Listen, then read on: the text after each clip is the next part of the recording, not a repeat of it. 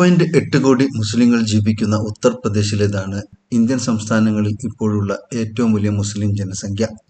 ദയനീയമായ ജീവിത സാഹചര്യങ്ങളാണ് ഈ സംസ്ഥാനത്ത് ഏതാണ്ട് എല്ലാ സമൂഹങ്ങളുടെയും പൊതുവെയുള്ള ചിത്രം. അക്കൂട്ടത്തിലെ ഏറ്റവും മോശമായ സാമൂഹിക സാഹചര്യങ്ങൾ നിലനിൽക്കുന്ന പ്രദേശങ്ങളുടെ കൂട്ടത്തിൽ തീർച്ചയായും മുസഫർ നഗർ കലാപം എന്ന പ്രമാദമായ വംശീയവേട്ട അരങ്ങേറിയ പടിഞ്ഞാറൻ യു.പിയിലെ മുസ്ലിം പട്ടണങ്ങളുണ്ട്. അത്ഭുതം തോന്നുന്ന മറ്റൊരു കാര്യം കൂടി ഈ മേഖലയിലുണ്ട്. ദാറുൽ ഉലൂം ദയൂബന്ദ്, മസാഹിറുൽ ഉലൂം സഹാരൻപൂർ, ദാറുൽ ഉലൂം ജലാലാബാദ്, ജാമിയ കാസ്മിയ മൊറാബാദ് തുടങ്ങിയ ഇന്ത്യൻ മുസ്ലിങ്ങളുടെ ലോകപ്രശസ്തമായ മതപാഠശാലകൾ അധികവും ഈ മേഖലയിലാണുള്ളത്. ഭൂമിശാസ്ത്രപരമായി നോക്കുകയാണെങ്കിൽ ഇതേ മേഖലയിൽ നിന്നും ഏറെയൊന്നും അകലെയല്ല അലിഗഡ് മുസ്ലിം സർവകലാശാല. ചരിത്രമുറങ്ങുന്ന ദയൂബന്ദിനെക്കുറിച്ചും പടിഞ്ഞാറൻ യു.പിയിലെ മുസ്ലിം ജീവിതത്തെക്കുറിച്ചുമാണ് ഈ ലക്കം ജേർണിയിസ്റ്റ്.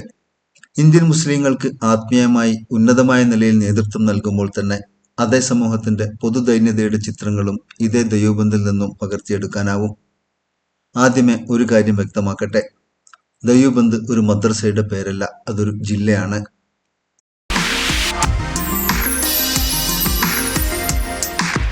മുമ്പേ കടന്നുപോയ ജനസമൂഹങ്ങൾ